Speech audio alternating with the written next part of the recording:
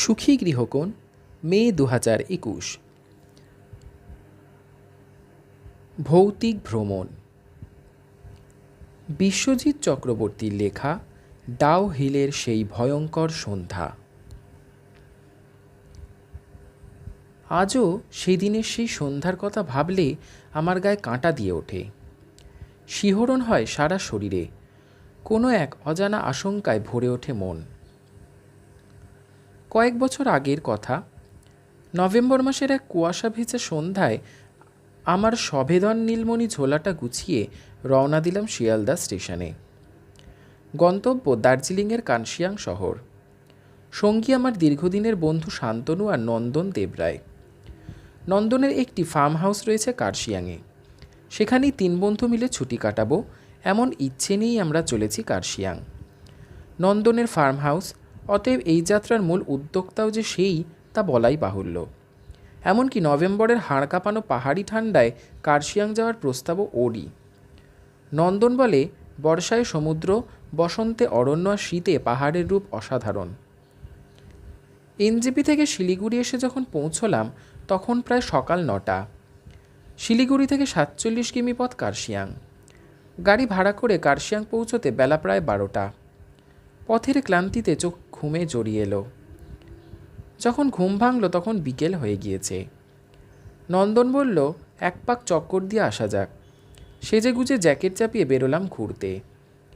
সবে বাংলো থেকে বেরোতে যাব, বাংলোর কেয়ারটেকার রাহুল এসে ফিসফিস করে নন্দনকে বলল, সাহাব ও ফরেস্ট কি রোড সে মত যাইয়ে, শাম কো বাদ উহা খতরা হে। খতরা? কিসের খতরা? আমাদের কৌতূহল আরও বেড়ে গেল। ঠিক করলাম একবার ওই পথে যেতেই হবে। আমাদের ফার্ম হাউস থেকে বেরিয়ে জঙ্গলে পথেই পড়ে বয়েজ স্কুল। রাতে নাকি স্কুলের কম্পাউন্ডে পায়ের আওয়াজ শোনা যায়। নিশুতি রাতে আর্তকান্নাও শুনেছেন অনেকে, তবে শব্দগুলোর উৎস সন্ধান করার সাহস কেউ করেননি। বরং সন্ধে একটু গাঢ় হলে এই পথ আর কেউ মারাতে চান না। অনেকে তো দিনেও এই পথ এড়িয়ে যাওয়ার চেষ্টা করেন। আসার আগেই ডাউহিল সম্পর্কে এমন অনেক কথাই শুনেছিলাম। আমাদের কেয়ারটেকার বলল, জঙ্গলের পথে সন্ধ্যের পর নাকি অদৃশ্য সব অশরীরী হাঁটাচলা করে। অনেকেই সেসব অতৃপ্ত অশরীরী আত্মার শিকার হয়েছেন। মুন্ডহীন দেহ চলাফিরে বেড়াতেও দেখেছেন কেউ কেউ। জঙ্গলের পথে কখনো আবার দেখা গিয়েছে ধূসর চুলের বৃদ্ধাকেও। আপন মনে হেঁটে যান আর মাঝে মধ্যে মুখ তুলে তাকান। সে কি চাউনি, চোখগুলো গভীর গর্ত। মাঝে মাঝে আবার শুধুই ফিসফাস কথা শোনা যায়, কাউকে দেখা যায় না। এমন পথে যাওয়ার জন্য অসম্ভব এক আগ্রহ অনুভব করলাম মনে মনে। এমনিতে কার্শিয়াং এক অত্যন্ত সুন্দর শৈল শহর, কোলাহলবিহীন, শান্ত, নিস্তব্ধ। সবসময় কুয়াশার চাদরে মোড়া থাকে। কার্শিয়াংকে যেন ঘিরে রেখেছে এক অপার্থিব নির্জনতা, যা মায়াবী, রহস্যময়। কার্শিয়াংয়ের এক বিখ্যাত জায়গা ডাউ হিল। কুখ্যাত শুধু ডাউ হিল থেকে ফরেস্ট অফিস পর্যন্ত রাস্তাটা, যাকে বলা হয় ডেথ রোড বা মৃত্যু সড়ক। আমরা আজ সে পথই ধরেছি। বাংলো থেকে বেরোনোর পথেই প্রথম বাধা। হোঁচট খেয়ে প্রায় উল্টে পড়তে যাচ্ছিলাম আর কি। কোনো মতে শান্তনুকে ধরে বেঁচে গেলাম। মনটা কেমন খচখচ করে উঠল। এই হোঁচট খাওয়া কোনো বড় বিপদের সংকেত নয় তো? পরমূর্তি ভাবলাম, ধুর, যত বাজে কথা। দুনিয়ার ভূতপ্রেত যেন সব কাজ ফেলে আমাদের জন্যই অপেক্ষা করছে। অতএব চালাও পানসি বেলঘরিয়া। পাহাড়ে জঙ্গলে পথ, কোথাও উঁচু কোথাও ঢালু, আবার কখনো হঠাৎই বাঁক নিয়েছে। এমন পথে চলতে গিয়ে দিনেই খেই হারায়, রাতের অন্ধকারে তো কথাই নেই। তবু প্রকৃতির হাতছানি আর মনের কৌতূহল উপেক্ষা করতে পারলাম না। নানা গল্প করতে করতে আমরা 3 বন্ধু পাহাড় আর জঙ্গলের মধ্যে দিয়ে চলেছি।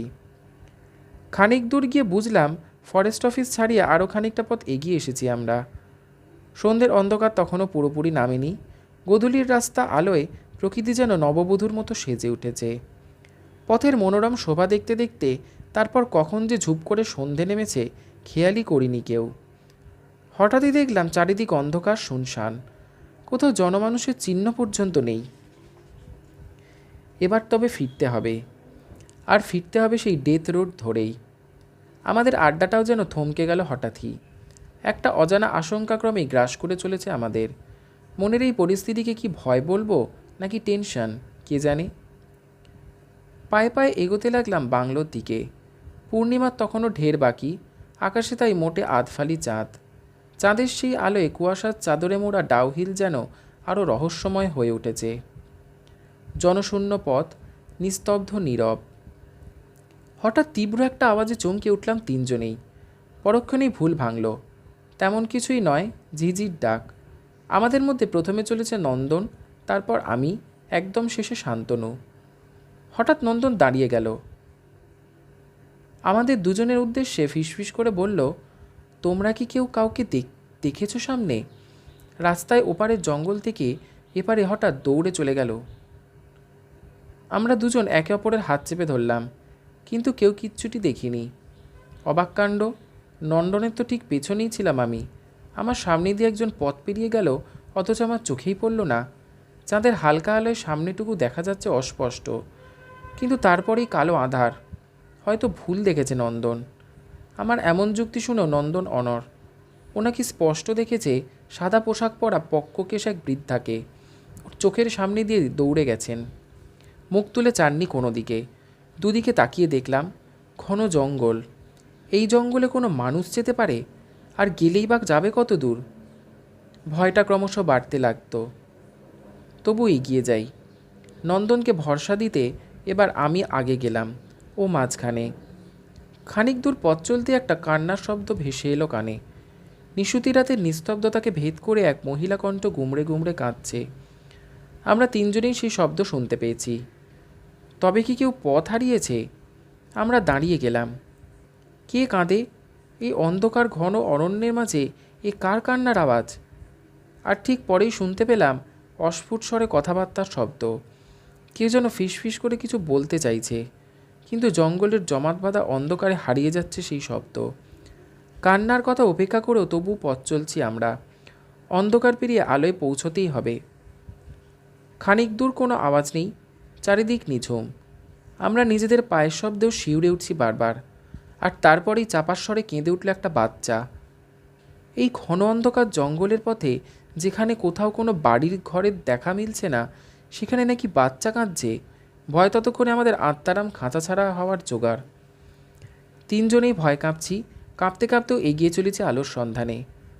হঠাৎ শান্তনুর প্রচণ্ড চিৎকার শুনে ঘুরে দাঁড়ালাম। দেখি শান্তনু বসে আছে পথের মাঝে। চোখে তার অদ্ভুত এক শূন্য দৃষ্টি। ওর কাছে গিয়ে জ্যাকেটটা তুলে দেখি পিঠের দু তিন জায়গায় নখের আঁচল লেগেছে। আর ঠিক পাশেই একটা আধ ভাঙা গাছের ডাল। ডালটার ওপর টর্চ মারলাম। একদম সবুজ সতেজ পাতলা ছোট্ট ডাল।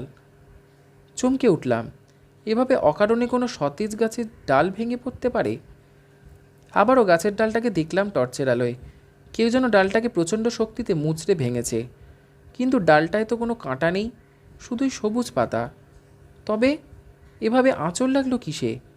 আর সেই সময় আমাদের আরও চমকে দিয়ে জঙ্গলের ছোট গাছগুলোয় প্রবল ঝাঁকুনি লাগলো, যেন জঙ্গলের মধ্যে দিয়ে কেউ দৌড়ে যাচ্ছে। সেই শিশুকণ্ঠের চাপা কান্না। এক মুহূর্ত কেঁদেই শিশুটি চুপ করে গেল। প্রবল ঠান্ডাতেও তখন দরদর করে ঘামছি আমরা তিনজনেই।